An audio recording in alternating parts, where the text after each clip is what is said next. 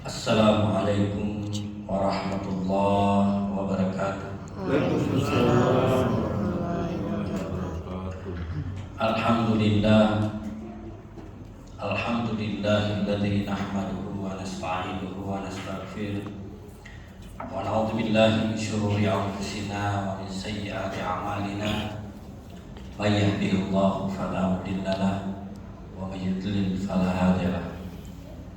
Asyhadu an la ilaha illallah wa asyhadu anna Muhammadan abduhu wa rasuluh. Allahumma shalli wa sallim ala sayyidina wa habibana wa syafi'ana wa maulana Muhammad wa ala alihi wa man tabi'ahum bi ihsanin ila yaumiddin, amma ba'd. Bapak-bapak, ibu-ibu, jamaah rahimakumullah. Alhamdulillah, bersyukur kita panjatkan kehadirat Allah Subhanahu wa taala. Oleh karena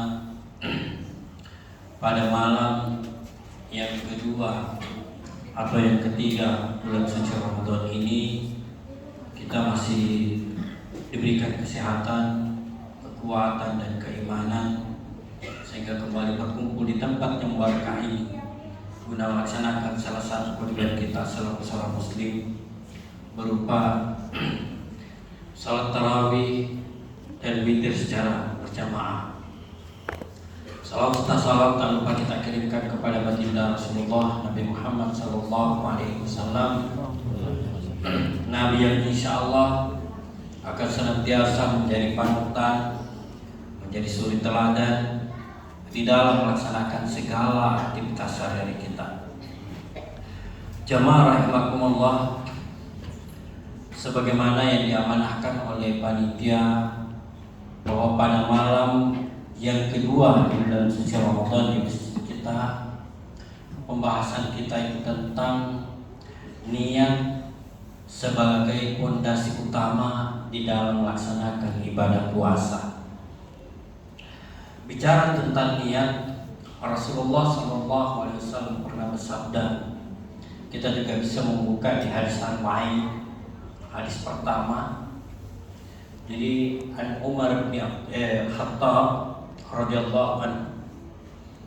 Jadi dari Umar bin Khattab Amirul Mukminin radhiyallahu anhu qala, dia berkata, sami'tu Rasulullah sallallahu alaihi wasallam qala. Jadi Umar bin Khattab pernah mendengarkan, ya, dia berkata, saya mendengarkan Rasulullah sallallahu alaihi wasallam bersabda, innamal a'malu binniyat wa innamal likulli imri'in ma nawa. Bahwa segala perbuatan itu tergantung dengan niatnya, dan balasan niat itu tergantung dari apa yang kita niatkan. Jamaah rahimakumullah, begitu juga tentang puasa kita. Kita pahami bahwa perintah puasa itu adalah dari Allah Subhanahu wa taala, sebagaimana di dalam firman-Nya di dalam surah Al-Baqarah, ya ayyuhalladzina amanu kutiba alaikumusiyam kama kutiba alal ladzina min qablikum la'allakum tattaqun. Jadi tujuan utama berpuasa di samping itu adalah perintah dari Allah Subhanahu wa taala, sebagaimana umat-umat terdahulu ada yang akan kita kejar, yaitu takwa. Jamaah rahimakumullah. Nah, puasa ini untuk mendapatkan ganjaran pahalanya berdasarkan hadis ini, maka kita harus memperbaiki niat kita. Apa niat kita berpuasa? Kalau merujuk dari firman Allah, maka niat puasa, apa harapan kita berpuasa itu adalah untuk mendapatkan ridha Allah Subhanahu wa ta'ala, untuk menggapai derajat takwa. Nah, kalau tidak bagus niat kita di dalam melaksanakan ibadah puasa, maka kita tidak mendapatkan ganjaran yang dijanjikan oleh Allah Subhanahu wa ta'ala. Jamaah rahimakumullah, ada beberapa gangguan terkait dengan niat berpuasa kita. Jadi ada beberapa ujian ketika kita berpuasa atau akan berpuasa menggoyahkan niat kita. Salah satu di antaranya adalah kita belum berpuasa yang ada di pikiran kita itu adalah apa yang saya pakai sahur dan apa yang saya pakai buka besok. Sehingga kita terfokus kepada apa sahurku dan apa bukaku, tanpa kita terlalu serius berpikir bagaimana saya bisa menjaga niatku, bagaimana saya bisa menjaga puasaku nantinya. Sehingga mulai dari menjelang tidur sampai dia bangun, yang dipikirkan itu adalah makanan. Jadi orientasi kita masih orientasi perut. Baru mau tidur, apa sahurku sebentar dan apa bukaku besok. Bangun, baru sementara masak, dipikir lagi sebentar sahurku, apa bukaku sebentar. Baru mau berjalan ke kantor, lah pikir gimana sebentar beli papa buka apa yang bagus. Sehingga orientasi ibadah kita itu menjadi berkurang. Selesai sholat dulu gelisah lagi, belum pergi kerja, belum tadi belajar papa buka, bagaimana sebentar. Disibukkan dengan makanan, disibukkan dengan apa yang akan dibukakan. Ada yang mengatakan, Ustaz, ini wajar untuk memuliakan puasa itu adalah apa yang akan kita pakai berbuka. Karena berbuka itu adalah bagian dari sunnah. Iya betul. Tapi jangan itu yang menjadikan habis energi kita berpikir apa papa buka.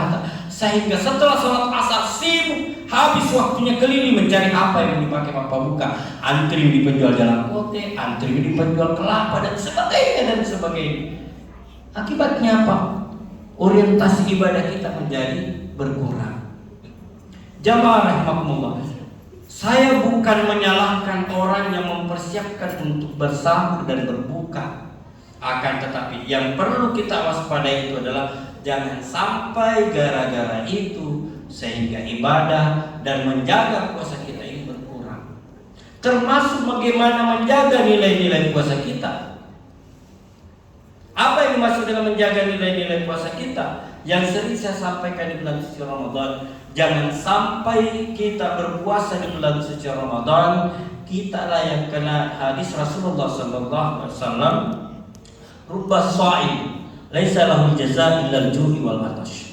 Banyak orang yang berpuasa tidak ada yang mereka peroleh kecuali hanya dua. Apa itu? Haus dan lapar. Jadi banyak orang berpuasa, puasanya sah, tapi ganjaran pahalanya itu tidak ada. Dia hanya mendapatkan lapar, dahaga. Kenapa bisa? Tidak menjaga kualitas dari puasa itu sendiri. Belum lagi diundang mungkin pergi buka bersama. Nah, calalah papa bukanya orang. Macam-macam. Belum lagi pergi berbuka misalnya, karena itu prasmanan, disisa lagi makanannya. Mubazir lagi, innal mubazirina kanu ikhwanasy syayatin wa kana syaitanu li rabbih kafura. Makanya saya sering mengingatkan orang di rumah, kalau beli papa buka, kira-kira jangan terlalu berlebihan. Karena kenapa? Masih sakit. Baik-baik kalau ada binatang yang bisa memakan, ada kucing kita, ada bebek kita, ada ikan kita yang bisa memakan sisa. Kalau tidak ada, dia bilang, Ustaz, lalat itu juga makhluk Allah, bagus juga kalau kita berikan lalat. Hai, megang itu jangan salah tahu. Jadi jamaah rahimakumullah, Ramadan ini adalah gudangnya kita beribadah, di mana pahala dilipat gandakan oleh Allah Subhanahu wa taala. Tapi bagaimana kualitasnya ibadah puasa kita? Bagaimana kualitasnya ibadah-ibadah Ramadan kita? Jadi tadi, bersihkan hati, perbaiki niat kita. Niat kita dari awal. Nah, bagaimana niat itu? Apakah perlu dilafalkan atau tidak? Ibadah hamba Allah Subhanahu wa taala itu ada tiga. Ada pekerjaan lisan, ada pekerjaan hati. Jadi ada yang dilafalkan, ada yang dengan hati, ada dengan perbuatan. Dan salah satu di antara itu adalah niat. Niat itu adalah perbuatan hati.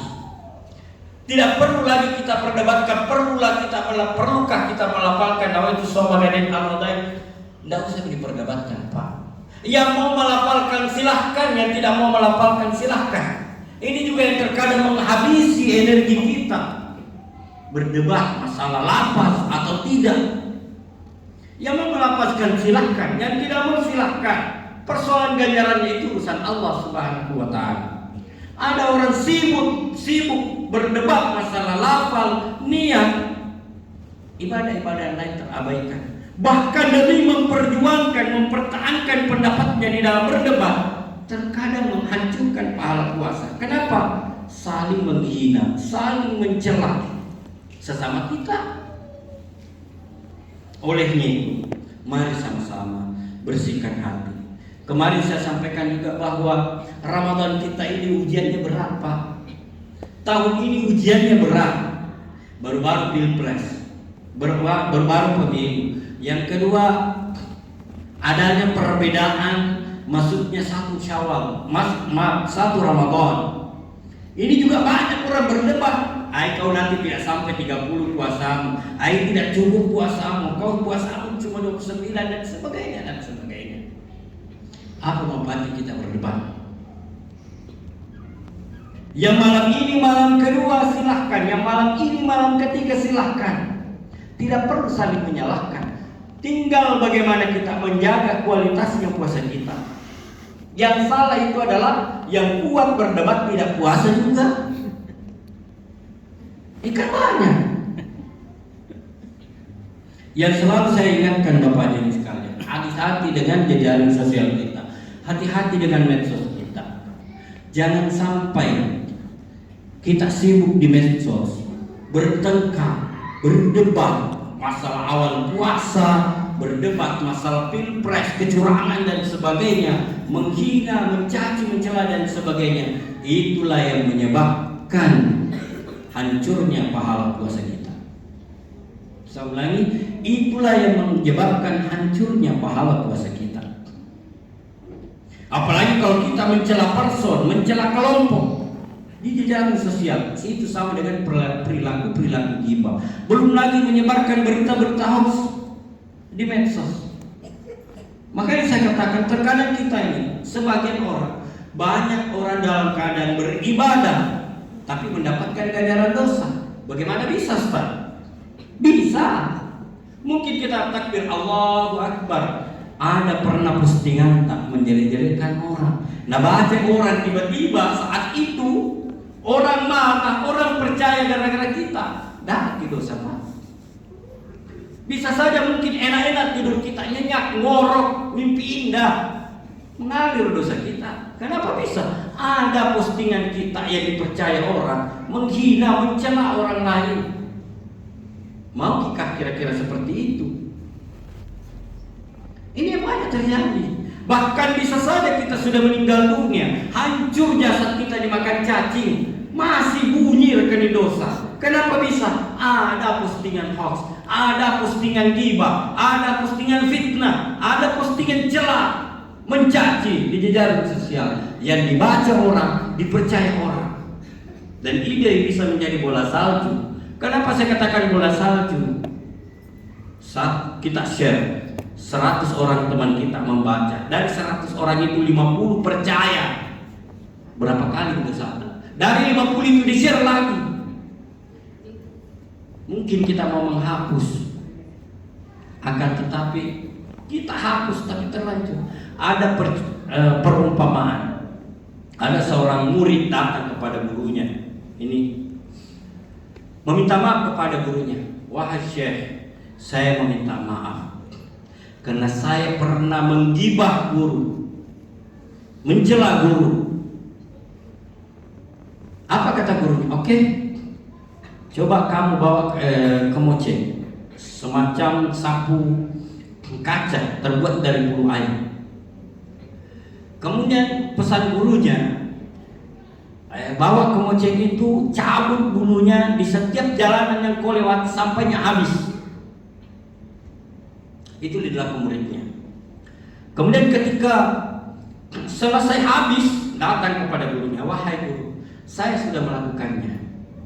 Gurunya mengatakan lagi, coba kau kembali lagi, pergi pungut setiap bulu-bulu yang pernah kau cabut itu, bawa semua kemari, kumpul semua.